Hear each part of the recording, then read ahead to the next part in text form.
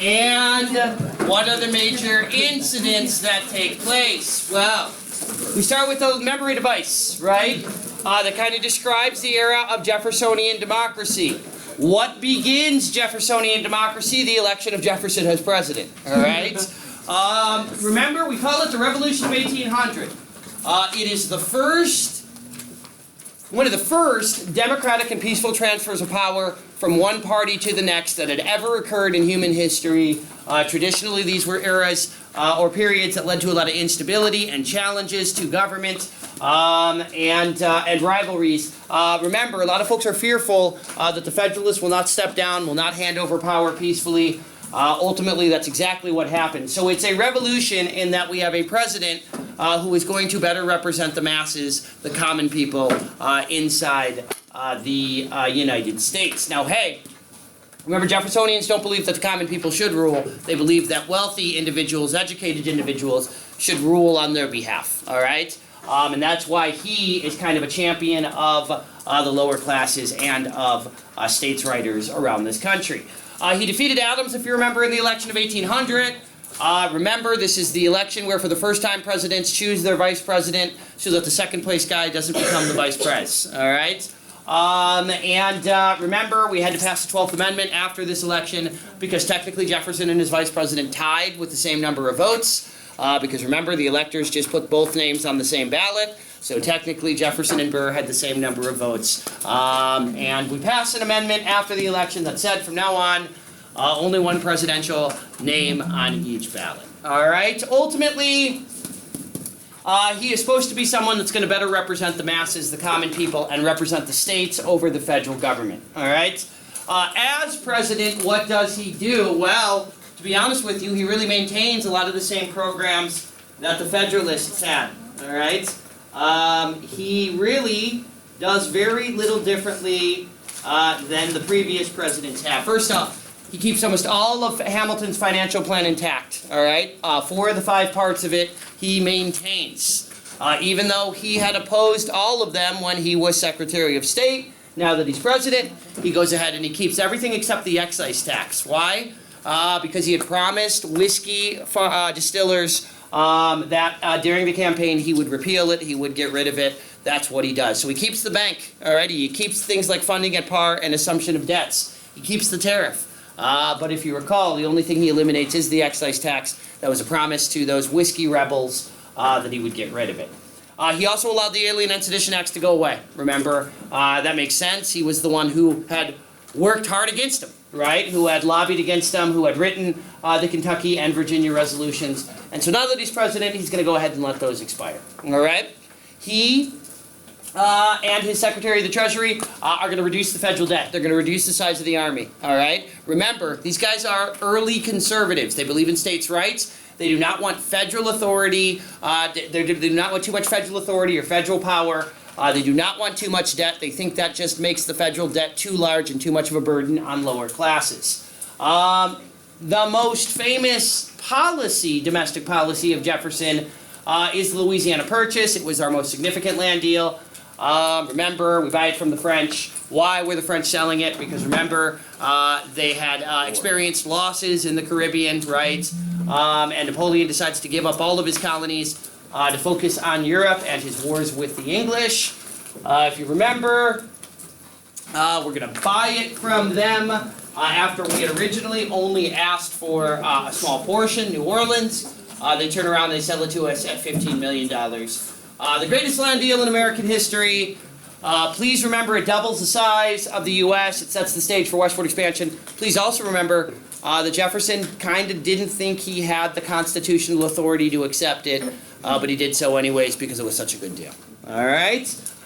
Anyways, that leads to the Lewis and Clark expedition. Please remember, like I mentioned, that Jefferson wasn't sure the purchase was constitutional, but he did it anyways. It was a deal he said we could not pass up. All right? Anyways, you're going to start to see Jefferson try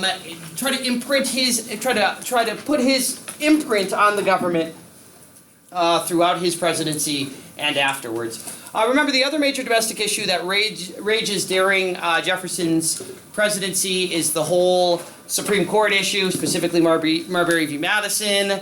It is the most important case in American history. Why? Because it massively increases the power of the federal government, and specifically the Supreme Court, right? How does it do that? By establishing the principle of judicial review. Remember where judges, the Supreme Court, can now review the constitutionality of all laws passed by Congress. If the courts say that a law is unconstitutional, then it gets struck down, and Congress has to pass a new one to fix it, to make it better. Up to this point, the Supreme Court was considered weaker than the other branches of government. It was, if you remember, they struggled to even get people who would agree to serve on it because it was viewed as kind of powerless before the development of judicial review. All right? So again, Jefferson as president doesn't do a lot to change what the Federalists had done, even though he had promised to change a lot. And of course, Jefferson is going to be challenged by the new Chief Justice, John Marshall, the man who's responsible for this, because remember, Marshall trying to give or increase federal authority and power over the states. Jefferson oftentimes tried to prevent that. Alrighty. Remember, after Marbury versus Madison, Jefferson actually tried to take out his frustration with that decision on another judge, Samuel Chase. He was unable to impeach him, and ultimately Jefferson and Marshall are going to have a long history of kind of disagreement with one another. All right, foreign policy. Major events during Jefferson's presidency. First off, the Tripolitan War. Remember, that's the war against the Barbary States, those countries that are harassing our shipping in North Africa. What do? We raise a navy. We build a navy, a small navy, and we send them over to North Africa to fight against each of these North African states, these pirates, I guess you could call them, or the leaders of these countries who dispatch these pirates. One by one, we're going to be able to defeat them now that we are in a stronger position than we had been before. After 4 years, our new modern navy is able to force the largest of the Barbary states, Tripoli, to sign the treaty to stop the harassment of the Americans. Ultimately, it takes us 10 more years, but by 1815, all the Barbary states have been defeated finally by the U.S., so we no longer have to worry about them harassing our shipping, capturing our sailors, holding them for ransom, right? And basically just picking on us and bullying us throughout. All right? The major issue, though, foreign policy-wise throughout Jefferson's presidency is this. It's the conflict between Britain and France, if you remember. They have those Napoleonic Wars throughout this era. We're trying to stay neutral, if you remember. The problem is, if you recall, both sides are picking on us because we didn't support them, right? And they're both taking out their frustration on us. Both the British and the French were doing that. The British were the worst country in terms of abusing our rights, all right? If you remember, they were impressing American soldiers, all right? That's not like what, like what some of the fellows try to do to the ladies, all righty? I don't know if Samuel's in the room or not. There he is, all righty. But of course, impressing means where you force them to serve in your military, right? You take them off of the ship they're on and you say, hey, guess what? You're serving on the British Navy now, all right? In addition to that, they're seizing merchant ships. They're harassing American vessels because the Americans were not supporting them in the conflict with France. Then remember, what does Britain issue? They issue the Order in Council. It required neutral ships like Americans to trade in England before they could go to Europe. If they did not, the English would seize the ship. Remember, how does Napoleon respond in Europe? He passes the Milan Decree, which, if you remember, said that if a ship docked in a British port first, the French wouldn't trade with them or would seize the ship as well. So ultimately, Americans, if they trade with Britain, they're going to be harassed by the French. If they trade with the French, they're going to be harassed by the British. All right? So we're in a no-win sort of situation here. All right? Then again, we're trying to trade with two countries that are at war with each other at the same time. So maybe we got what we deserved. All right? Anyways, at a time when tensions are already high, the Chesapeake Leopard affair takes place. If you remember, the British ship Leopard believed that an American vessel, the Chesapeake, was smuggling goods over to France. The Leopard rolled up alongside the Chesapeake. They wanted to board and search the ship. The Chesapeake crew said no, so the Leopard fired on them at point-blank range. Americans were killed. In that incident, it led to an American hysteria against the British. It's one of the causes why we see support for an American declaration of war down the road against the British. All right? And of course, Jefferson's most famous action against the Brits was the Embargo Act. Remember, in an effort to try to prove to Britain and France that they shouldn't mess with our trade, that our trade is important to both sides, remember Jefferson voluntarily announces we're going to cut off all trade with Britain and France, right? Why? Because they're going to be hurt by this, by us cutting off our trade with them, and they're going to realize how wrong they were to be harassing us in the first place. Of course, what happens? Our economy becomes absolutely devastated, right? It turned out, go figure, we were more dependent on the British and the French for our trade than they were dependent on the United States, at least at this time.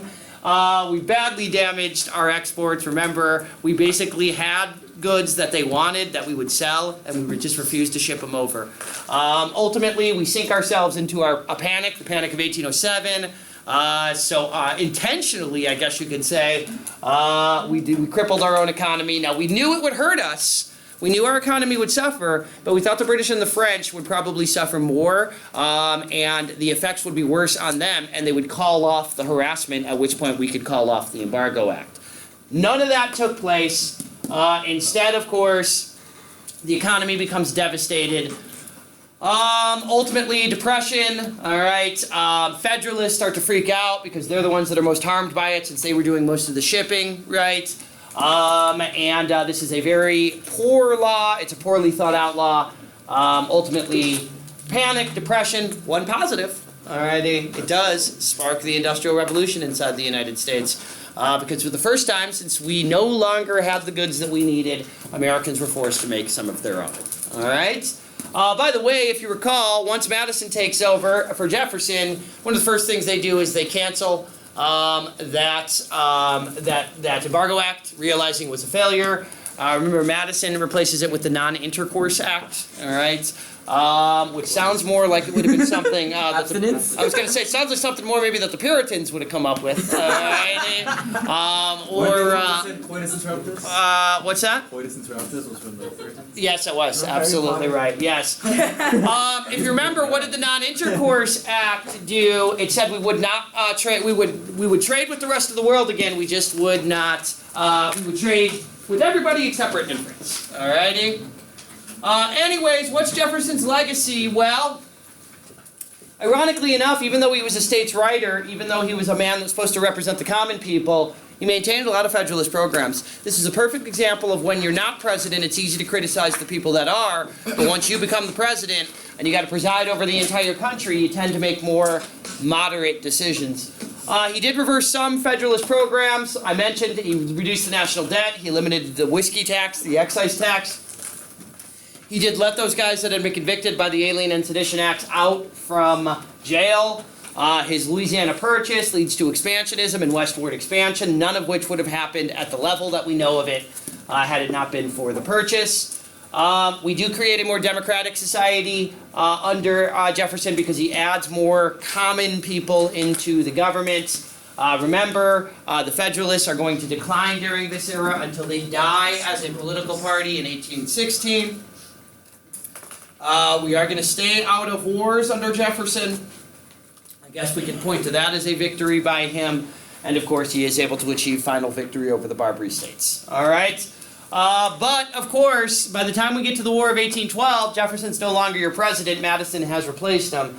Yes? Did the Barbary States have anything to do with Barbados? Not that I know of. No, I think it was just kind of one of those ironies there. Alrighty. I know they weren't involved in the colonization, but I'm not sure if the actual name for Barbados somehow came from that region. Alright.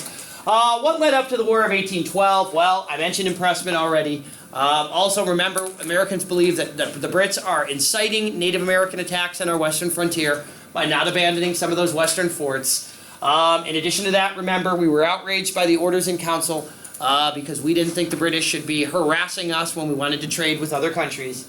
The Embargo Act, right, was a disaster. We realized it didn't work. We want a different approach to the British afterwards. Chesapeake Leopard, right? Americans get into a hysterics after this because of this attack. Of course, what are Madison's laws or policies that he passed before war? Well, I mentioned the Non-Intercourse Act. will trade with any country except England or France. And then again, Macon's Bill number 2 makes you think, what was Macon's Bill number 1? But Macon's Bill number 2. We don't talk about number 1. It's like, yeah, we don't talk about number 1. All right. It was, remember, it was a rule we passed that said if the French or the British stopped harassing us, we would open trade with them and not trade with the other side. None of these strategies worked, clearly, because ultimately we ended up going to war anyways. Alrighty? Why did we go to war? Well, remember, it's largely because of those war hawks, those young, aggressive American congressmen out west and in the South, like Henry Clay, everybody's favorite guy, and John C. Calhoun, the Southerner. They're young, they're aggressive. Calhoun! That's a joke. Oh, I didn't understand. It's been a long day. Alright? Anyways, the Warhawks, Westerners and Southerners that really wanted to see us expand westward and maybe take Canada, maybe even take Florida, because these are the sorts of guys who are going to benefit from it most as their people, their states expand westward or towards that new territory. Also, remember the Warhawks are angry that the British are still supporting Indian attacks against us on our frontier. They're furious about the impressment. They're furious that the British are sinking American ships. And we want Canada. All right? We're desperate for Canada. We always wanted it, right? But this time especially, we see an opportunity to seize it for ourselves. The war itself, well, if you remember, there were some good and there were some bad. The biggest embarrassment of the U.S. during the war was when they burned our capital, Washington, D.C., if you recall. Remember, they burned down the White House, right? Which obviously is kind of a hit to our confidence. Of course, the greatest success for us was the Battle of New Orleans, where Andrew Jackson becomes a household name when he defeats the British Army down in New Orleans. Please remember, the battle actually took place after the war was over. It's just the peace treaty, word of the peace treaty hadn't officially gotten to them yet. Alrighty? Important events during the war. Well, the Hartford Convention, remember during the war, the Federalists make a really bad decision, right? They come together and they come up with all these complaints, these grievances that they have, why they didn't want to go to war, and what they think the government should do to make it up to them for going to war, right? Remember, the Federalists then submit their Hartford platform to the government right at the time that the British have just accepted a peace deal. So it makes it seem like the Federalists are anti-war, like they're against the country, they're against the United States, that they were supporting the British side during the war. So the Federalists, who are already unpopular with the common people, become even less popular. Ultimately, the Hartford Convention speeds up the beginning and the end for the Federalists so that within 2 years, they no longer exist as a political party. All right?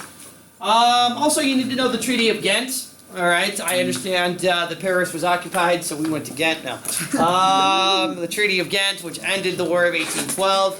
Please remember, it really did not resolve any of the issues that started the war, right? This was the Preset boundaries. Yeah, we called it a white flag. We called it a white flag treaty. Friends. Where both sides just go back. Both sides just go back to the exact same boundaries they had before the war, and none of the issues that caused it were resolved at that time. Alrighty. Post-war diplomacy. This is when we actually do have our greatest success after the war is over. It's almost like after we fought Britain now a second time. And they were not able to at least get the better of us, we start to earn more of their respect begrudgingly. And so they do start to negotiate with us after the War of 1812, even if the treaty that ended it did not really get us a lot of help. First off, Secretary of State John Quincy Adams, takes over. He's going to negotiate the Rush-Bagot Treaty, remember, which disarmed our border with Canada. Then we solidified our official boundary, what it was, the 49th parallel, if you remember. Then Adams is able to purchase Florida, if you remember, with the Florida Purchase Treaty. He got a little help from Jackson, remember, who basically invaded and took over half of Florida, right? And of course, the Monroe Doctrine, which for the first time announces to Europe that the United States views the Western Hemisphere as their own domain, all right, their own sphere of influence. All right, you had a comment or a question? What was the name of that land purchase from the guy at the TV show who said that's my favorite treaty? That's the Gadsden Purchase? Is that what it is? Yes, that's Gadsden. That's coming. Alrighty, that's coming. That would be great, wouldn't it? Yes.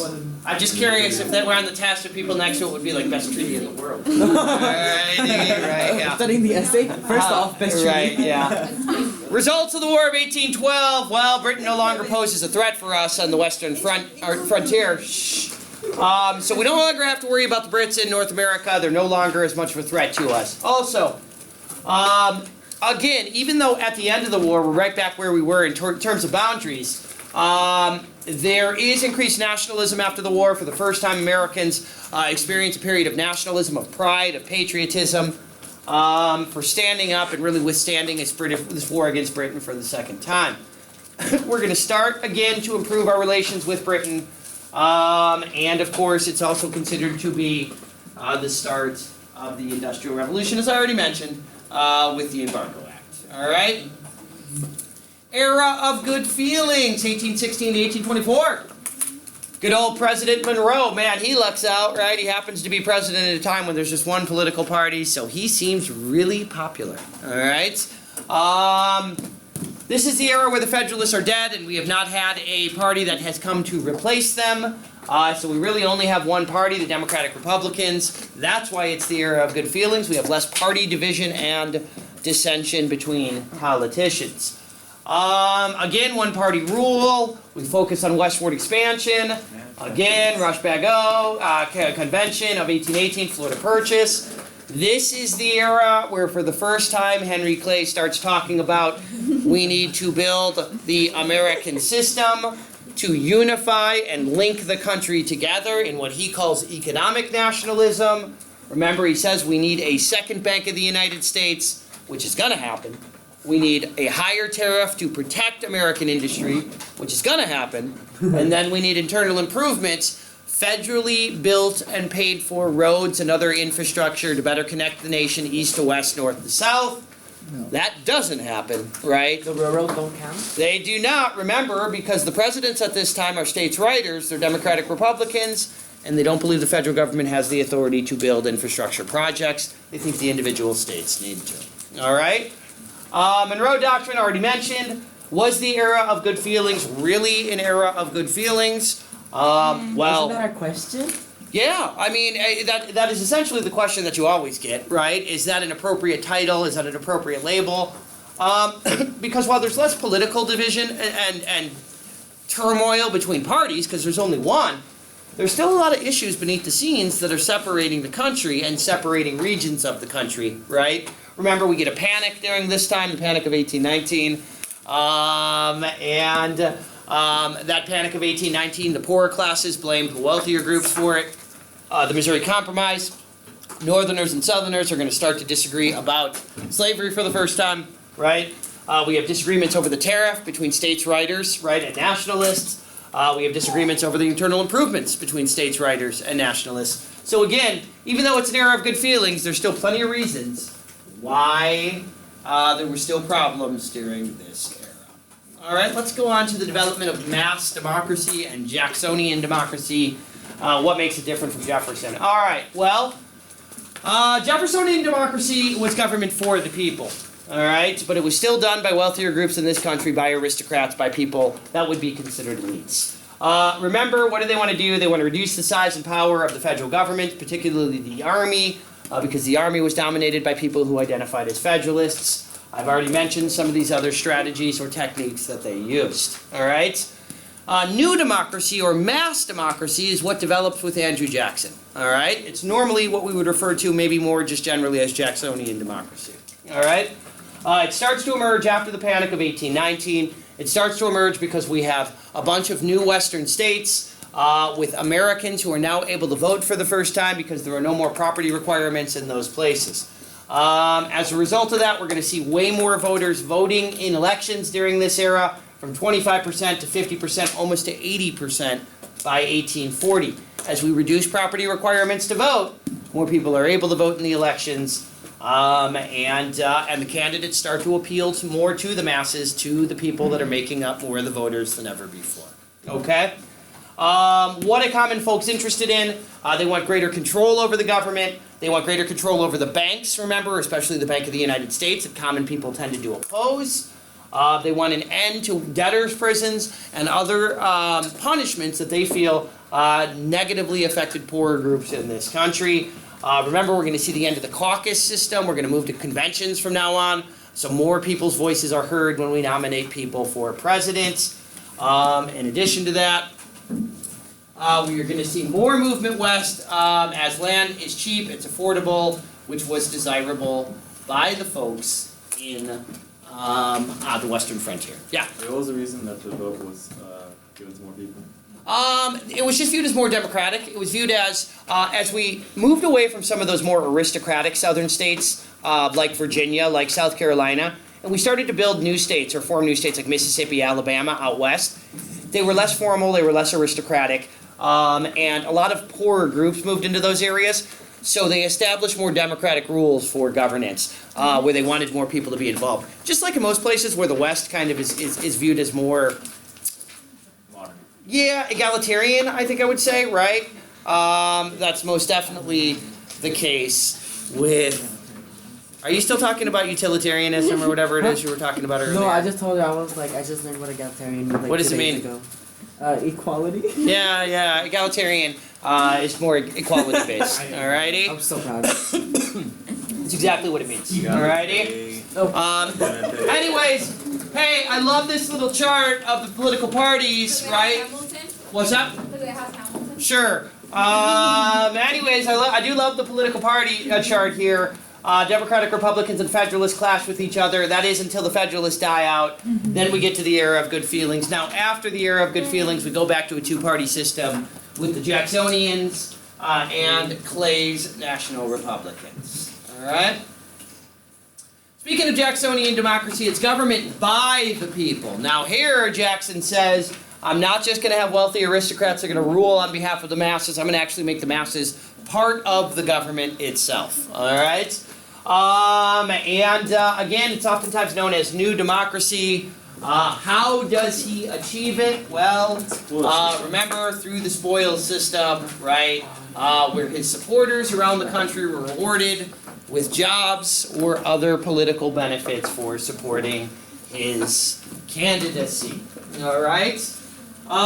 Again, what were Whig and his support? What were Clay and his supporter, the Whigs, or the National Republicans, all about? Well, remember, after the era of good feelings, they are generally supported by Northerners, by industrialists, and by merchants. Generally, wealthier groups supported the Whigs. Remember, they support his American system. That's why he formed the party, to get the American system passed. All right, so obviously that's going to be a major part of their system. He wants to reduce the spoils system. They think it's leads to unqualified people in government positions, and they think it just results in people voting more on loyalty than based on ability. Remember, these are states' writers for the most part. I should say Southern states' rights advocates that disliked Jackson because as time goes by, remember, a number of states' writers turn on Jackson for his handling of the nullification crisis. They're evangelicals, born-again Christians, who wanted moral reforms in this country, like an end to alcohol. They hadn't been members of the old anti-Mason party. The anti-Masons jump over and join the Whigs.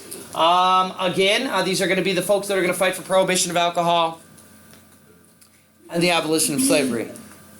Yay.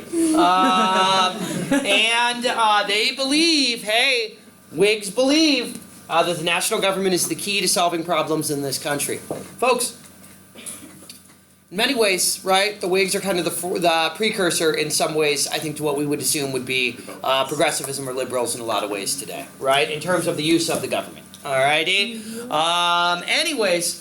Jacksonian Democrats are supported by the common people. They are also supported by political machines that took advantage of immigrant voters in the cities. Remember, they were generally states' writers. They were opposed to the American system for that reason. Jackson and his supporters supported the spoils system, right? It was also known as patronage, if you remember. Why? Because they thought that obviously it built a government that was loyal to the president and his wishes. Remember, they believe in competition. They support small business. They're anti-monopoly. They generally supported competition and decisions that they thought led to more competition amongst businesses, which would lower prices and help the poor people, the consumers. All right? And remember, they believed government should not be involved in people's lives as much. That what happened in your personal life was your own business, and nobody else's. All right? Yes? What ended the spoil system? The Pendleton Act. That was like 1890. It's actually the 1860s, well, late 60s, early 70s. President Garfield, who's a guy that we don't cover much, was shot and killed by a government employee, and in response to that, they go ahead and kill the spoil system with the Pendleton Act. That was 50 years after Jackson had implemented it. Alrighty, so it was the... Was that World War II of the, like, bat thing? That's right, yes, Yeah. it was, yes. Where's the corrupt body? I think, to be honest with you, it's in a different part of the actual notes. Alrighty, so we'll get to it here in a moment. Alright? We're really just kind of discussing general trends at this time. Alright, general patterns and trends. Alright? Again, I'm not sure if I really want to hit on a lot of these today, because it's really more into the 1840s, starting to get into Manifest Destiny, as well. No, we are not. So, alright, don't you worry. Alright, I'm going to jump past page 55, and I'm going to get to this, page 56. Alright?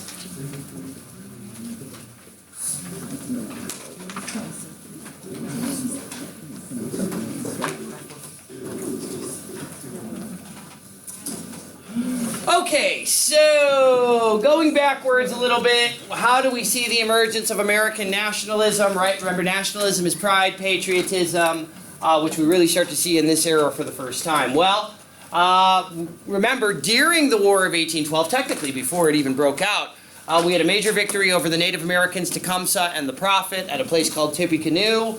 When that happened, it opened up the West to more expansion, and it led to early American nationalism. Then, of course, during the War of 1812, we start to see nationalism emerge as well. Remember, our first war heroes emerged during the war, William Henry Harrison and Andrew Jackson. Remember, the Star-Spangled Banner is written in response to the event that occurs during the War of 1812. All right?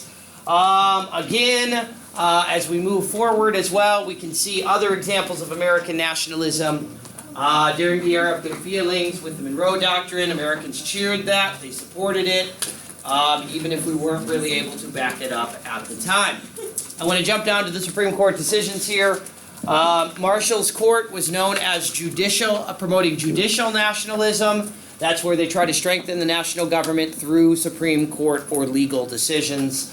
You don't need to necessarily know the specifics of every one of these cases, but every one of these cases in some way either strengthens the power of the federal government over the states, all right, or took away states' rights that had previously been granted, all right? So every one of these is really just an example of how Marshall and the Supreme Court boosted the strength, the power of the national government over the states, which is considered to be a form of nationalism, judicial nationalism, all right? For instance, invalidated state law, which basically said, hey, the state law is invalidated because it conflicts with a federal law, all right? Rejected the notion that the states were the equal of the federal government, right, because southern states were trying to make that argument. It ruled here that the states could not invalidate charters, contracts that had been signed during the colonial era. McCulloch v. Maryland, remember, the big one, other than Marbury, ruled that the bank was constitutional and that states could not tax it or get rid of it. Cohens v. Virginia argued the court now had the right to review state decisions as well, not just congressional laws. And Gibbons-Ogden, the steamboat case, said that only Congress had the right to review, only Congress had the right to regulate interstate commerce. All right? Other examples of nationalism, folks, we get a lot of it during this era. Davy Crockett, right, and others become our first American cultural heroes and icons. We start to see American language develop, American English. What is the Hudson? The Hudson River School? Yeah. I think they are, who are they or where are they? What did you ask me? I think they might be on the next. All right, yeah, they're on the next page. So we start to see American English standardized and separate from British English. We have the McGuffey Readers, remember, which teach Americans basic literacy skills and reinforced American ideals of morality, patriotism, and republicanism. The Knickerbocker Group is our first artistic group, remember. Our first literary group, I should say, that focused on American themes. The Legend of Sleepy Hollow with Ichabod Crane and the Headless Horseman. Biography of George Washington. The Last of the Mohicans, which is the story of an American Native American tribe. Yeah? Is this when we started changing how we spell things? Yes, it is. All right, when we stop dropping some of those silent letters, like the U in honor. Alrighty. Color? Yeah, and the U in color as well. Yeah, absolutely right. We also, if you remember, start to see American art for the first time. Originally, remember, it's the famous historical scenes, all right? Where John Trumbull, remember, who is depicting, like, you know, the signing of the Declaration of Independence, all right? And Washington crossing the Delaware River. All of these famous images of a major events in American history that were done by a dude who wasn't around to see them, right? But was painting them decades and decades and decades later. All right? And then, of course, the Hudson River School. They are landscape painters, right, with all the beautiful landscape images, oftentimes kind of trying to demonstrate the glory, the power of nature, particularly, right, juxtaposing light and darkness a lot of time in their images. Yes? So it's basically like, look how beautiful America is. Yeah, I think look how beautiful and kind of powerful and massive it is. And all of those are supposed to be kind of a reflection of us as a society and our future as well. All right? Is it like romanticizing America? It's very much romanticizing America. In fact, it's considered romantic art, all right? Art of the Romantic era, all righty? It's very much romanticizing America. Very different than the dudes that come after that are more realists, right? And try to depict America more as it is. Anyways, we also see the emergence, if you remember, of, and by the way, all of those names right there are your Hudson River guys. I'll be honest with you, you really generally only need to know the first two, Cole and Durand. They get a ton of the attention, all right?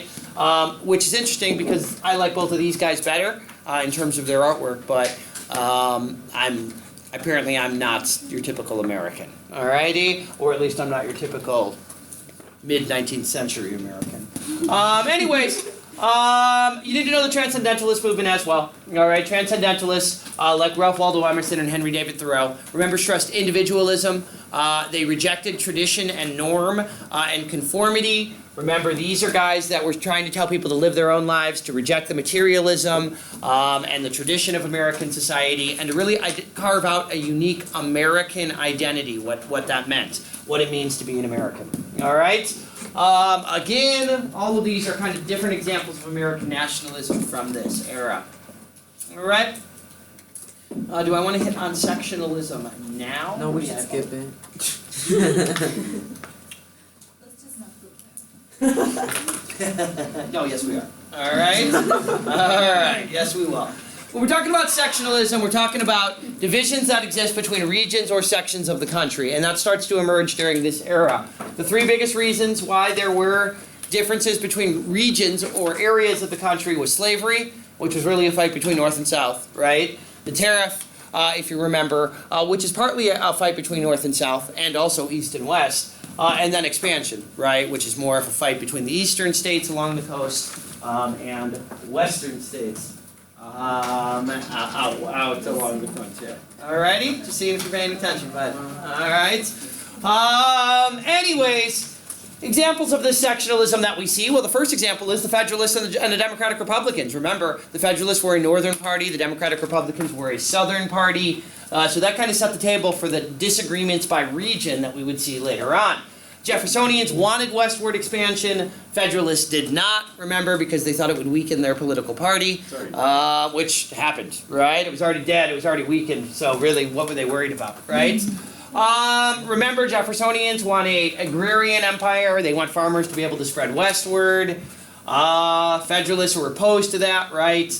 And of course, that's why they opposed the Louisiana Purchase and some of these other actions to move west, all right? Again, the era of good feelings is a misnomer when it comes to sectionalism. because there were disputes over the tariff, over the bank, and over slavery that increasingly divided this country, even if there was only one party at the time. Most famous slavery dispute is the Missouri Compromise. Of course, a compromise is going to be reached by Henry Clay, right, in 1820. Why? Because remember, Missouri wants to become a state, right? But that would upset the balance in Congress, and that would give the slave states more of a majority. The North doesn't want to admit Missouri. The South is freaking out about it. Henry Clay steps in and says, let's make a compromise. Missouri will be a slave state. We'll create Maine. That'll become a new free state. And from this point forward, we're going to prohibit slavery north of 3630, which was the southern boundary of Missouri. Yeah. Maine was cut out from Massachusetts. It was. Maine was cut out from Mass. They got Maine and they got Missouri. Yes. Okay. Yes, exactly right. Ultimately, after the Missouri Compromise, Southerners start to become more fearful and protective of slavery. They begin to vote in a more unified way from this point forward, because they fear if they give up on other issues like the tariff, eventually that's going to lead to them losing on slavery as well. All right? Speaking of the tariff issue, that heats up in the 1820s. Northerners wanted a higher tariff to protect northern businesses. Southerners opposed it because they thought it negatively hurt the poor, especially farmers. Remember, the big issue is in 1828 with the Tariff of Abominations. It was the highest tariff up to that point. Southerners freaked out about it. It got passed anyways. Southerners speak out against it. The leader of the opposition was John C. Calhoun. Remember, he advocated nullification. We have a debate in the Senate between Daniel Webster, the Northerner, and Robert Hayne, the Southerner, over whether the South should be allowed to nullify federal laws or not. Remember, we have a Jefferson Day toast controversy, where Calhoun, the vice president, and Jackson, the president, kind of get into a back and forth where they bicker with each other kind of publicly. Then, of course, the Nullification Controversy in 1832. Remember, South Carolina tries to nullify the tariff.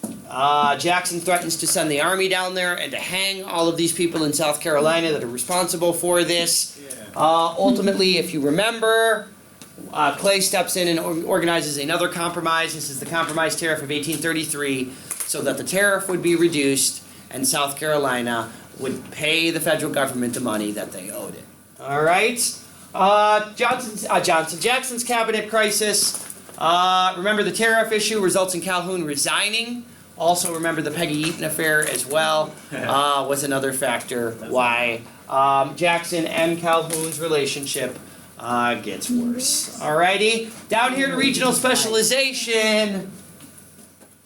Regional specialization is where the different regions of the country, as we industrialize, are going to start to focus on producing very particular goods for this country. The East was our industry. They produced industrial goods, machines. They want high tariffs to protect themselves from European rivals.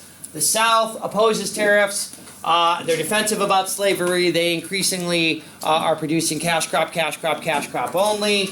The West is our breadbasket. They're the ones that are producing the food that feeds the populations in the East. We call it a market economy, where each of the regions focuses on producing one thing. But ultimately, the economy works together, even though each group specializes in their own deal. All right? Why are we skipping so much? Because a lot of this, if you'll notice, these eras, right, these topics right here, they start in this era, and then they continue on as to what happens in the next eras as well. All right? So it's large themes you see that are covered, and a lot of this isn't part of this particular unit. Okay? Is there a Luke today? Let's listen to him. There is not. Alrighty. What? Conflict between the states and the federal government. I already mentioned each of those cases and how they represented growing conflict between the federal government and the states, right? And I think page 60 was really where I was planning on stopping with these particular notes. Alrighty. So, jump back to the president's report at the end of the notes, please, for me. Alright? Because it's the guy's name of this. Yeah, because he thinks he's like a history sage, like a really wise guy when it comes to history. Alright, hey, so this is a good check for us. Can we go through Jefferson's presidency and these events ring bells for us, right? Are we familiar with these events? If there were a particular question about them, would we know each of these issues? Now, I'll tell you, the Burr Conspiracy is no longer part of the new redesigned AP exam, alrighty? So here, remember where the Vice President, Aaron Burr, gets involved in a couple attempts maybe to overthrow the government after he's no longer Vice President. Flees to the south? What's that? Yeah, they flees to the south. And he dies. Yes, remember, first he went to the Federalists, right? And he almost, that's what caused him to get into the duel with Hamilton. Alrighty? Remember, the Federalists are plotting a plan to secede from the country, right? It was called the Essex Junto. And they were looking for a president to lead their new country. They went to Aaron Burr. Aaron Burr said, actually, they went to Hamilton first. Hamilton was like, I'm going to think about it, all right? Then they went to Burr while they were waiting for Hamilton's response, and Burr was like, no, and then narked out Hamilton to everybody else that Hamilton was considering it. So Hamilton challenged him to a duel because he thought that Burr was trying to upset his, his reputation, his honor. Yeah, and that's ultimately where Burr shoots and kills him. And then Burr flees to the southwest, and remember, tried to convince Louisiana to separate and break away as well. Ultimately, remember, he flees to Europe. He's brought back, put on trial. John Marshall, the Supreme Court judge, ultimately goes easy on him.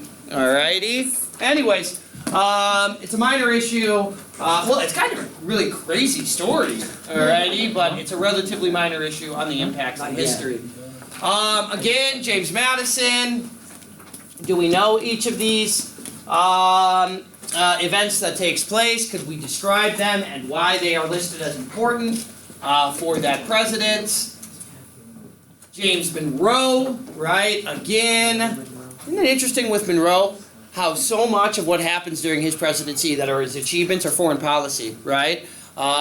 Really, not a lot happens domestically that he can point to and say, hey, that's a success. All right.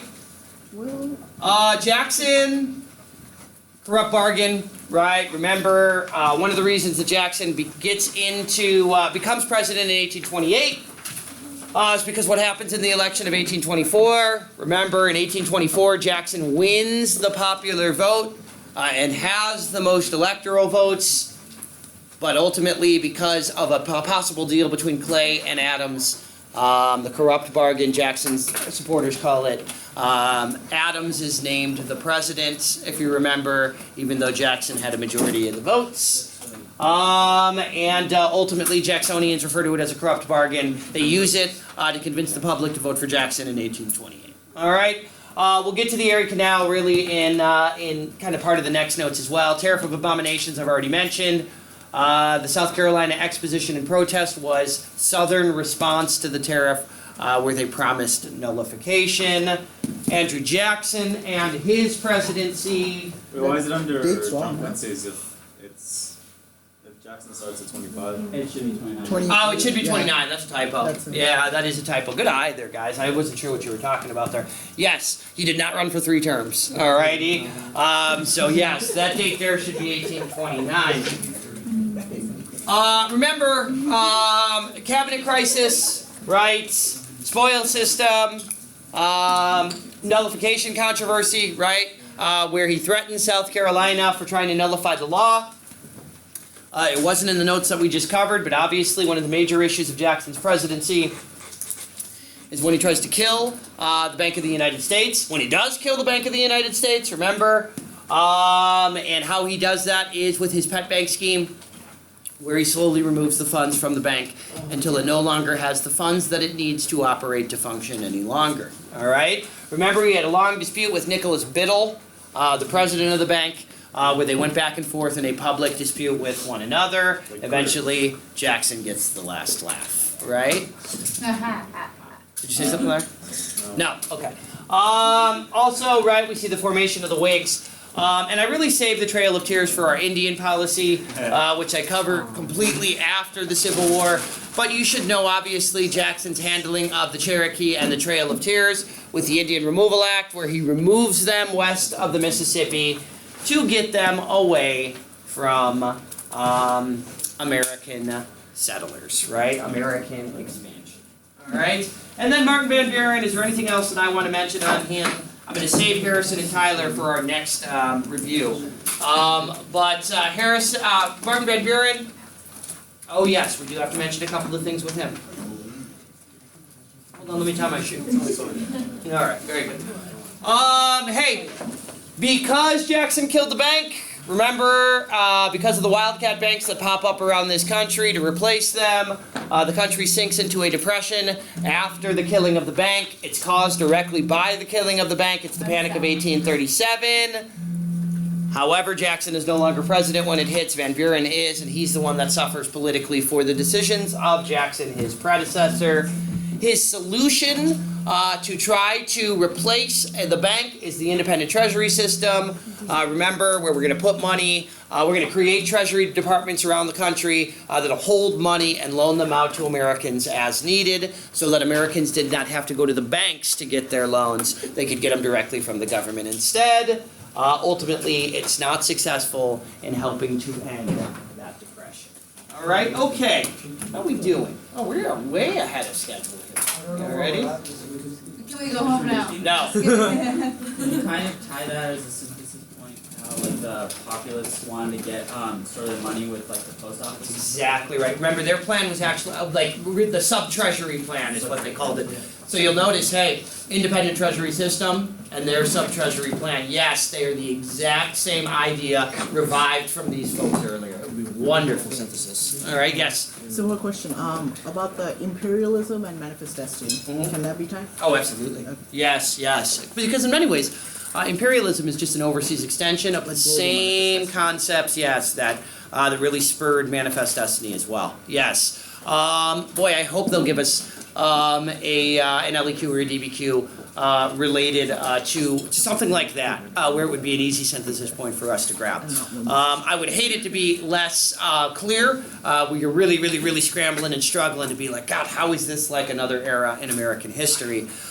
Keep in mind, if it is a civil rights or a women's rights or anything like that, you can always get the synthesis point by comparing it to failed efforts that came before on that topic, or successful efforts that come afterwards as well. Alrighty, so that might be something if you're struggling with civil rights or women's rights. Like Bacon's Rebellion? Even a rebellion, like Bacon's Rebellion, yes. I think you could make that stretch. You could make that connection to another popular protest. Yes? Can you compare it to society now?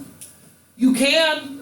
In theory, you can get the synthesis point by doing so. I think the biggest issue you run into with that is make sure that your comparison or your connection to the modern times is very clear. There should be a real clear link between the two of them. You can't simply say, like, during this era, there was a lot of people that disagreed or disapproved with the government and a lot of tension, kind of like today. Alrighty? That's too general. It would need to be something more along the lines of people lost faith in their government because of scandals like Watergate, right? Which was similar to Americans losing faith in their government over perhaps American bailout of companies in 08 or 09, or false promises that got us into Iraq. So things like that. It would have to be a direct connection. Alrighty? Yeah. You said we can't use zero anymore. Nope. Like, here's my attitude on that. Technically, they felt like it gave Euro history students an unfair advantage. I mean, a whole year. Yeah, I hear you. They want you to compare it to events that took place in the United States, a similar event or a comparable event. Now, hey, if you are struggling like mad to come up with something and you are literally not going to do a synthesis point because like you can't think of anything and there's a European connection you can make, try it, alrighty? I would rather have you make that attempt and maybe get the benefit of the doubt from the reader than to do nothing at all. Alright, yes? How early would you go for What do you mean how how early? late? Because what if you- Hey, in theory, girl, compare, like, in theory you can compare it to today. Okay, Alrighty. that's what, like, I was thinking about like the women, more just like right things Yeah. all going on. Yeah, you absolutely could. Okay. Alrighty, you could. For instance, if it were a question about modern women's rights and feminism, right? And you could say some of the same goals or objectives or strategies that were used in the 60s are still being employed in modern times, like the Women's March, right, that occurred. Yeah. You can do it, definitely. All right, you definitely have the power to do that. Other questions for me, please? No arts question, right? For Come on, man. Like, hey, the question was, is there the potential for an art question on an LEQ or a DBQ? Look, I mean, I'm just going to be 100% honest with you folks. We are considered, when it comes to art and literature, to be really kind of culturally undeveloped, alrighty, or slow to develop. And so, hey, there's not enough there, alright, to be honest with you, to ask a distinctly artistic or literature-based question. They could ask you a question about, for instance, nationalism, and then ask different ways that perhaps nationalism emerged in the country after the War of 1812, where literature and art could be one of the ways that it took place.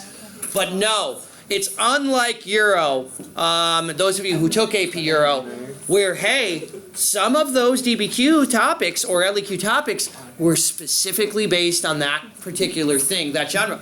I don't know if you folks saw it on Euro, if you went through a lot of the old... Did you guys ever see the sports question? Where they talked about the emergence of professional sports after World... Oh, they did it as a short answer? Like people playing sports in the corner. Used to be a DBQ. It was a DBQ a few years before on the Euro exam. And it talked about how professional sports emerged and what symbols or what sign that had. What changes that reflect in European society? I hated that But question. then some people got a woman's one too, and that one was really easy. Yeah, hey, this is one thing you need to know. Many of you will have a test in this room. When we take the AP test, not in this room, many of you will have an exam that will have different questions from the people that are around you, all right? Many of you will be fortunate enough to probably have the same test, the standard test. A number of you are going to have tests with maybe one of the short answers different, or maybe all of the short answers different, all right? You're getting one of the alternate tests in that instance. And you won't really know it until you're finished. Until we kind of have some discussions, and you might have a short answer question that you're basically like, I don't know what any of these people are talking about. Hey folks, my first year at Anaheim when they did the redesign, this happened, and it was even worse. A few days after the exam, as you guys know, they publish the essay questions. And so I had been talking to the kids for the couple of days after the exam about the short answers, and I was like, well, these are the short answers that have been released by College Board, so these are the short answers you guys should have seen. And we're going through them. We go through the first one, we go through the second one, we go through the third one. The fourth one was a short answer that none of my students had. They had a completely different alternate short answer, and it was one on early Native American civilization. The one that actually everybody else in the country did, guys, was like a softball question. It was on like Vietnam or something like that. And so my kids were like, oh, we got jacked, dude. We got a short answer that was way harder that the mainstream normal classes, for whatever reason, did not. All right? I don't know why that happened. I have no explanation for it. Hopefully we're not the weirdos this time. Hopefully we get the same test as everybody else. All right? It's all about equality, Gabriel says. All right? Talk about equality.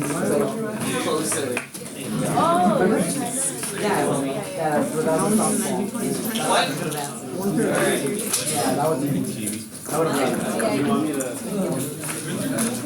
The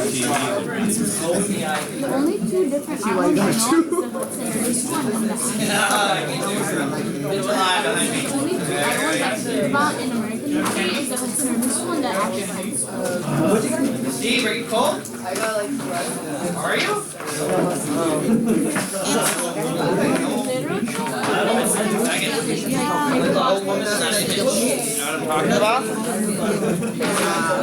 That happened last year.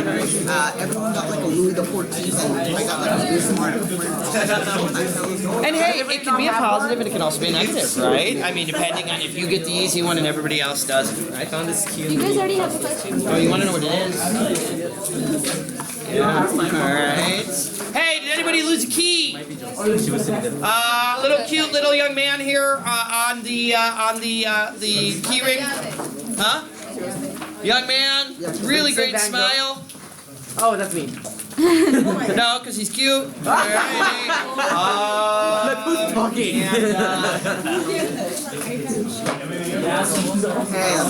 So mean.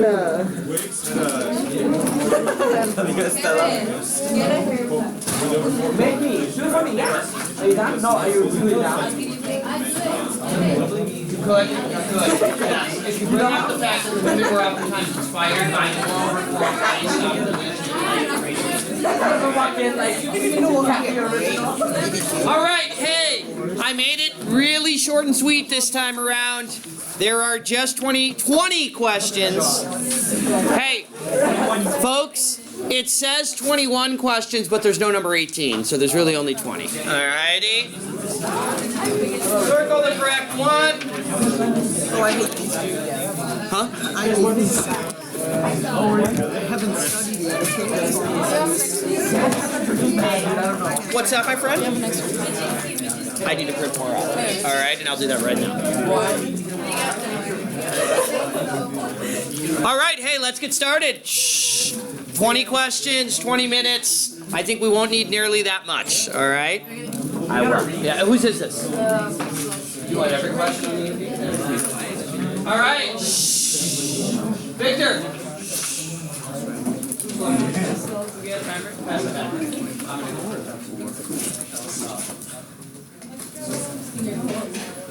Alright, let's get started.